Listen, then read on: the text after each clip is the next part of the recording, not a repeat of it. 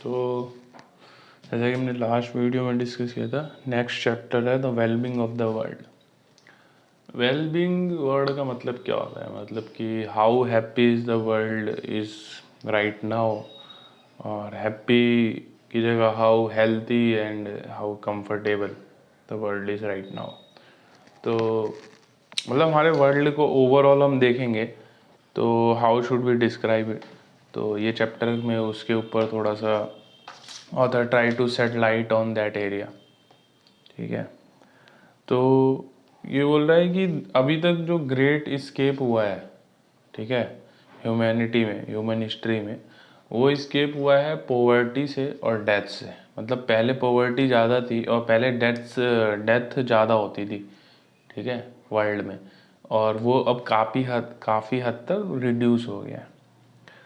अब क्यों हुआ है? क्योंकि भाई चीज़ें प्रोग्रेस कर रही हैं, मतलब people are improving on certain things, they are creating new technologies and new processes, और तुम्हारे जो हेल्थ केयर में डिस्कवरीज हो रही हैं वो लाइफ एक्सपेक्टेंसी बढ़ा रही हैं। तो these are the some of the reason, but still चलो ठीक है, ऑथर कह रहा है, अपन ने मान लिया कि वर्ल्ड जो है, लेकिन ये किसके लिए कह रहा है? अगर तुम ध्यान से सोचोगे तो it's mostly talking about US people only. क्योंकि अगर अभी भी बिलियन, जैसे अभी कितनी पॉपुलेशन है अर्थ की, अराउंड मोर देन 8 बिलियन है, ठीक है, तो इफ़ यू थिंक मोर, तो अराउंड वो बता भी रहा है कि वो बिलियन से ज़्यादा, अराउंड लेट सपोज 1.5 और 2 बिलियन पीपल हैं जो अभी भी पॉवर्टी में सफ़र कर रहे हैं, और उनकी हालत जो पास्ट में हम बात कर रहे हैं उनके जैसी है। मतलब पॉवर्टी में जो रहे हैं उनकी भी लाइफ एक्सपेक्टेंसी बहुत कम है,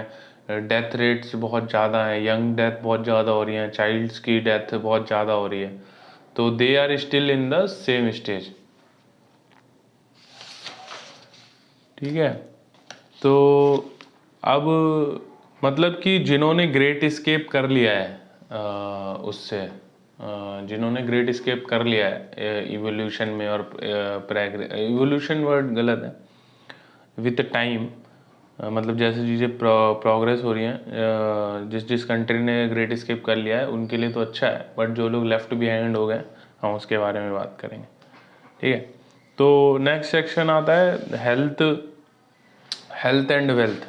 ठीक है, तो ये तो मेरे ख्याल से कि सबको ही पता होगा कि how health is sorry how your wealth can affect your health. अगर आपके पास पैसा है तो आपकी हेल्थ अच्छी रहेगी, और इसमें काफ़ी अच्छे अच्छे पॉइंट्स लगे हैं मुझे।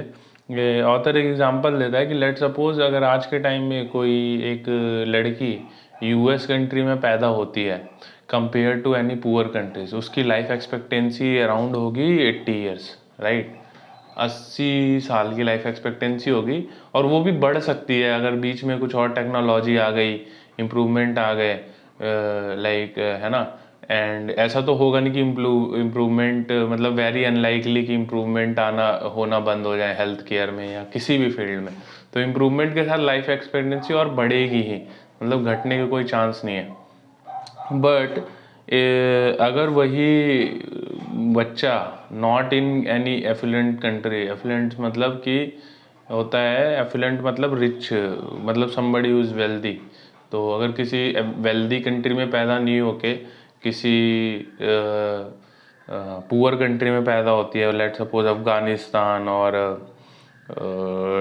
मतलब अफ़गानिस्तान, स्वेजीलैंड करके एक कंट्री है, और एक डीआरसी है, डेमोक्रेटिक रिपब्लिक ऑफ कॉन्गो, बहुत सारी पुअर कंट्री हैं अभी भी, मतलब वर्ल्ड में, जहाँ पे अभी इतनी टेक्नोलॉजी नहीं आई है, तो वहाँ पे मतलब कि मोर्टेलिटी रेट कम है, बच्चों के भी 5 साल से पहले डेथ रेट ज़्यादा है।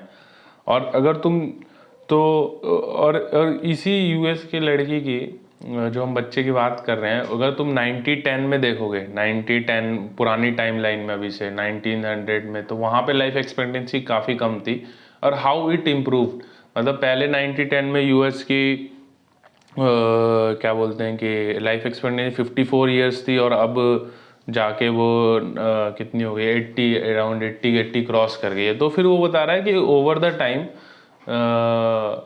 in total the well-being of the, let's suppose specific to US has been improved, ठीक है, इसमें कोई डिनाई नहीं कर सकता कि आपकी हेल्थ ज़्यादा हो गई, आप सेफ्टी क्राइटेरिया ज़्यादा हो गए। बट अभी भी वर्ल्ड में ऐसी कंट्री हैं जहाँ पे ये सब क्या बोलते हैं कि अभी तक पहुँचा नहीं है, and they are just left behind to suffer right now. और अब तो उनको और सफ़र होता होगा, मुझे तो लगता है कि इफ़ यू नो कि जैसे पहले के टाइम में लेट सपोज कि चीज़ें अवेलेबल नहीं थी, ठीक है, सब पॉवर्टी में थे, उतनी टेक्नोलॉजी नहीं थी, तो लोग एक्सेप्ट कर लेंगे उस चीज़ को कहीं ना कहीं कि ठीक है यार, हम तो कुछ कर नहीं सकते थे, या we doesn't have any better option.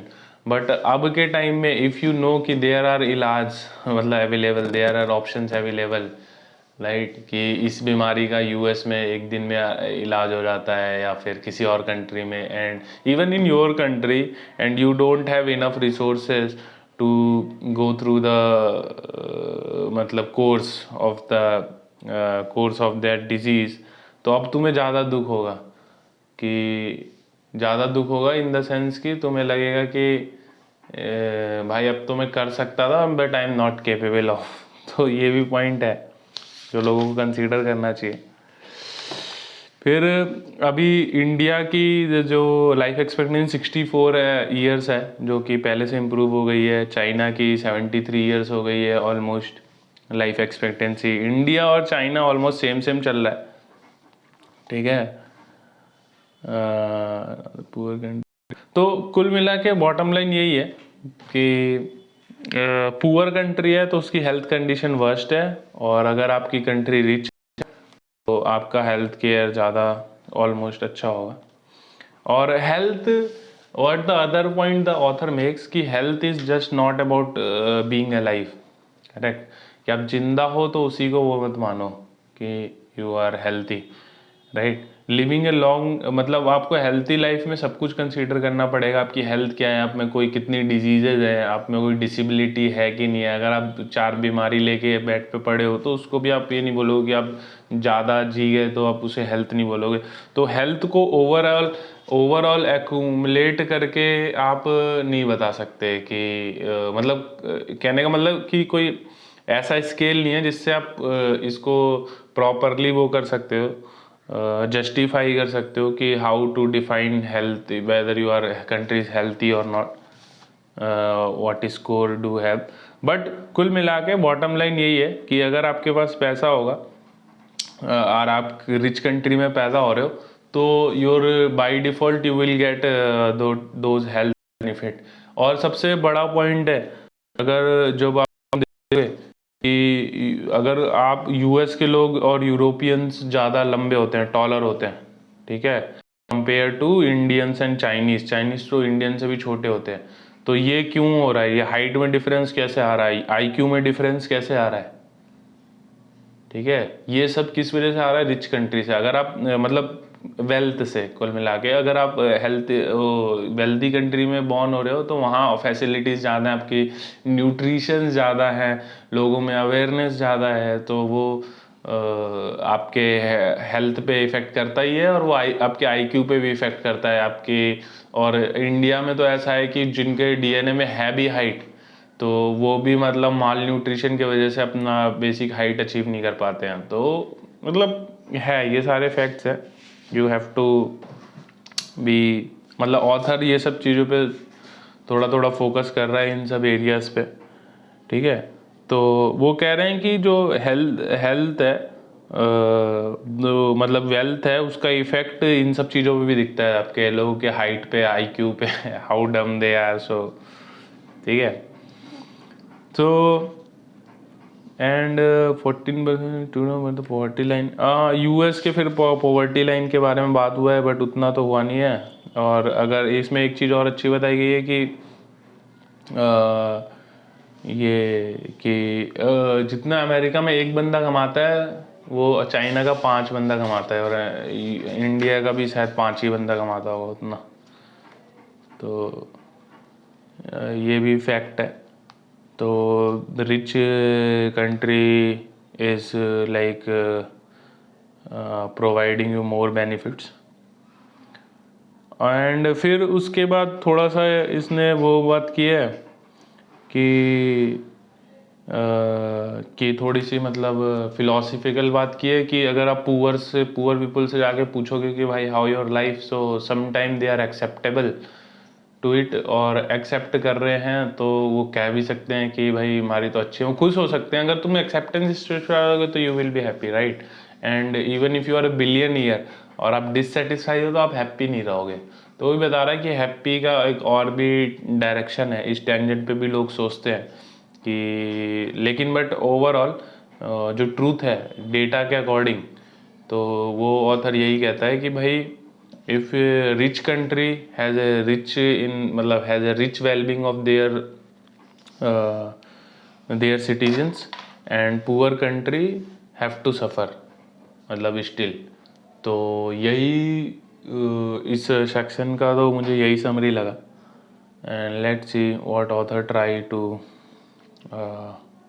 Tell in more. और एक दो पॉइंट वो है कि कुछ कंट्रीज हैं जहाँ पे कुछ लोग बहुत बिलियनियर हैं तो उनका तुम्हें जीडीपी और पर कैपिटा इनकम पर पर्सन ज़्यादा दिखेगा, बट इवेंचुअली ऐसा है नहीं। तो इन सब चीज़ों का भी फ़र्क पड़ता है। चलो नेक्स्ट सेक्शन की बात करते हैं थोड़ी देर में, life expectancy and income in the world.